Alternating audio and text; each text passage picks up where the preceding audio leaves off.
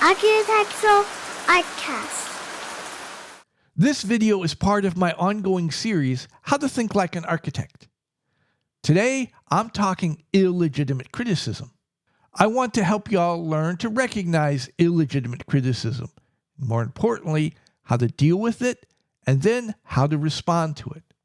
Now, to be very clear, legitimate criticism can come from anyone. You don't need the right credentials or the right background or the right lived experience to make your criticism legitimate. But that's also true on the flip side. Anybody can give illegitimate criticism. Unfortunately, those with the right credentials or the right background oftentimes are the worst at providing illegitimate criticism. Oftentimes, they have an axe to grind, an agenda to push. Now we come to the topic of the day, the example I'm going to use. Some of George R R Martin's criticisms of J R R Tolkien's Lord of the Rings series. Spoiler alert, they're not legitimate criticism. In the name of complete transparency, I have to tell y'all, I am not a fan of George R R Martin. I think Martin's work is nihilistic self-indulgence. Don't have any use for it. I don't like the way he's treated other authors, and I don't like the way he treats the fans. To put it bluntly, I don't think he's a very decent human being. One more thing in the name of full disclosure. While I may not like Martin's work that much, I am a big fan of Tolkien. The Lord of the Rings is the work of fiction I have read the most, by a long shot. But, to quote Gary Beekler from Nerdrotic, you like what you like. Seeing how this video is about illegitimate criticism, it's not legitimate to criticize other people's preferences. You like what you like. I'm just explaining where I'm coming from. Take it with a grain of salt. So on to the criticism. I'm going to be talking about a very specific set of criticisms that Martin levies against Tolkien when he was receiving an award for outstanding contribution to discussion in the arts at Trinity College, Dublin. I mentioned the location and the event very specifically because context matters. These aren't some off-the-cuff comments that he makes to friends over cocktails. Or is it response to a reporter's question? He's levying very specific accusations against Tolkien in an official academic event. It becomes part of the official record, documented for posterity. Because of this context, Martin's words are going to carry more weight and have more influence. So what exactly did Martin say? And I quote, "Tolkien, of all the authors I mentioned earlier, had an impact on me, but Tolkien is right up there at the top. I yield to no one in my admiration for The Lord of the Rings. I reread it every few years. It's one of the great books of the 20th century. But that doesn't mean that I think it is perfect. I keep wanting to argue with Professor Tolkien through the years about certain aspects of it. He did what he wanted to do very brilliantly. I've said this before, but I look at the end and it says Aragorn is the king, and he says, and Aragorn ruled wisely and well for 100 years or something. It's easy to write that sentence, but I want to know what was his tax policy. And what did he do when famine struck the land? And what did he do with all those orcs? A lot of orcs left over. They weren't all killed. They ran away into the mountains. Sauron fell down, but you see all the orcs running away. Did Aragorn carry out a policy of systemic orc genocide? Did he send his knights out into the hills to kill all the orcs, even the little baby orcs? Or was there orc rehabilitation going on, trying to teach the orcs to be good citizens? And if the orcs were the result of elves, could orcs and elves intermarry? Let's break down what Martin is saying. The first paragraph, Martin is framing his criticism. He's positioning himself as a major fan of Tolkien, acknowledges Tolkien's influence on his own work, says that he thinks that The Lord of the Rings is one of the greatest books of the 20th century, and he says that he rereads the book regularly. But he also acknowledges that Tolkien isn't perfect. Tolkien isn't above criticism. There could be improvements. This is fair. Nobody is above criticism, and Tolkien could be better. The key word in the last sentence of the first paragraph is argue. Martin is so convinced that Tolkien made such a major mistake that Martin wants to confront Tolkien and passionately, intensely convince Tolkien that Martin has the answers, has the solutions to make Lord of the Rings even better. Pretty serious charges indeed. You now have my full attention. But unfortunately, the very next sentence, the first sentence of the next paragraph, gives the game away. Martin is acknowledging himself that everything he says after this is not a legitimate criticism of Tolkien or Lord of the Rings. He did what he set out to do brilliantly. I've said this before. So, the artist did what they set out to do, and Martin acknowledges that he did it brilliantly. But he didn't talk about taxes or famine or the orcs. Basically the things that Martin was interested in. Martin wanted Tolkien to talk about. Let me give you all an analogy. Let's say I'm an artist and I work in photography. I head out into the world to find something to photograph, to be artsy. I encounter two scenes. A beautiful lady picking flowers in her garden and a gorgeous sunset. I choose to photograph the beautiful lady picking flowers in her garden. I publish my work. You come along and you look at it and you say, that's nice. I like it. But why didn't you photograph that sunset instead? Art is by definition exclusionary. When you focus on one thing, you're automatically ignoring something else. You can't get away from it.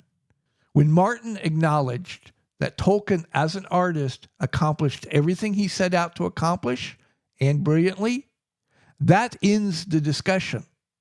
It doesn't matter that Tolkien didn't talk about the things that Martin was interested in. As far as Martin arguing with Tolkien, I can tell you how that discussion would end because I've seen similar arguments in art circles. It's the equivalent of asking, why didn't you take a picture of that sunset instead? Because I didn't. And if Martin wanted to push the matter, more than likely, Tolkien would have told him, go pound sand, buddy. But those are interesting questions. Yeah, artists find inspiration anywhere. And clearly, those questions have inspired Martin's entire career. No problem. But holding another artist accountable because they don't ask the same questions or inspired by the same things you are is so much bullshit. If Martin's comments are illegitimate, we could stop here. But why end the fun? Because it gets a whole lot worse. But I look at the end and it says Aragorn is a king and he says, and Aragorn ruled wisely and well for 100 years or something. And it's easy to write that sentence. Ooh. Martin is casting a lot of shade at Tolkien. Always pay attention to the word choices of a writer. They don't throw their words out there willy-nilly. They serve a purpose. Or something. He's already subtly hand-waving away Tolkien. That sentence is easy to write, as opposed to asking questions about taxes, famines, or the orcs. Hard questions that I've built my entire career about. Tolkien takes the easy way out, whereas I ask the hard-hitting questions. Lowering somebody else in order to raise yourself up. Martin's questions about the orcs aren't a critique of Tolkien, but they reveal a lot about Martin and his worldview. I'm going to repeat myself here. Always pay attention to a writer's choice in words. They're used with purpose. Why does Martin talk about the orcs and genocide? More specifically, why does he talk about genocide in the context of Aragorn's rule? He's calling Tolkien a hypocrite. Tolkien was a deeply religious man who believed in the nobility of humans. King Aragorn was a living representation, an avatar of that nobility. Martin is saying that's all a lie, that even in this idealized world of Tolkien's creation, ruled by Iluvatar, the one god, nobility is a myth. Because King Aragorn, he would have engaged in genocide, killing babies. And if he didn't raise his own hand to do it, he would have sent his knights out to do it instead. Same thing. And when confronted with this harsh reality, Tolkien tried to hand-wave everything away. Wrote one simple little sentence. Aragorn's rule? Oh, it worked out. Yeah, everything was fine. No problems. Nothing to see here. Move along. As opposed to Martin, who's not afraid to ask the tough questions, not afraid to confront the harsh reality, not afraid to stand up to Tolkien and explain to him the error of his ways. Martin is saying, Tolkien is wrong and I'm right. And what's more, Tolkien knows I'm right. Martin's trying to claim the moral high ground over Tolkien.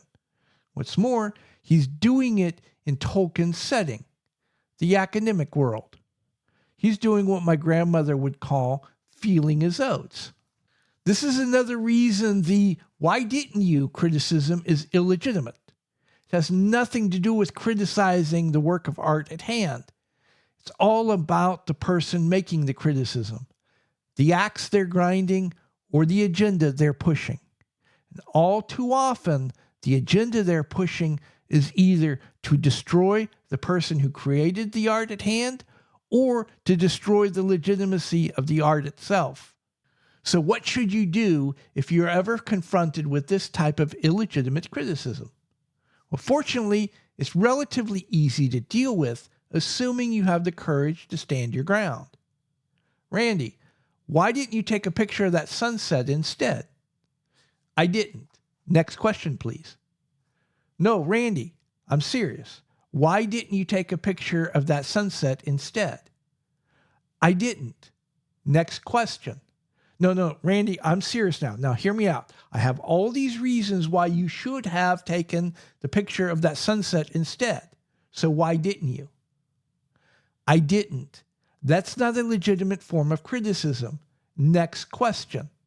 Sounds easy, right? But do you have the courage of your own convictions, the willingness to stand up for yourself even when confronted by somebody like George R. R. Martin, who's shown a willingness to use his position of power and influence to grind an axe, push an agenda? But I believe ideas and creativity are valuable and they're worth fighting for. Who better to defend your ideas and your creativity than you? If you don't stand up for yourself, no one else will. But once you get past your fear, you'll start to learn very quickly it's easy and it can become fun. And once you start to have fun defending your ideas, defending your creativity, that's the first steps to thinking like an architect. So let's have a little fun. George, seeing as how you like to ask why didn't you questions, I have a why didn't you question for you. Why didn't you finish your book? Asking for a friend. No, seriously, I'm asking for a friend because personally, I don't give a rat's ass one way or another. Well, at any rate, I hope I've given you all something to think about. And until next time, you all be safe. And I'd really appreciate it, a like and a subscribe. And feel free to tell me what I got right and what I got wrong. And if I need to go pound sand myself. Please like and subscribe. Please leave a comment.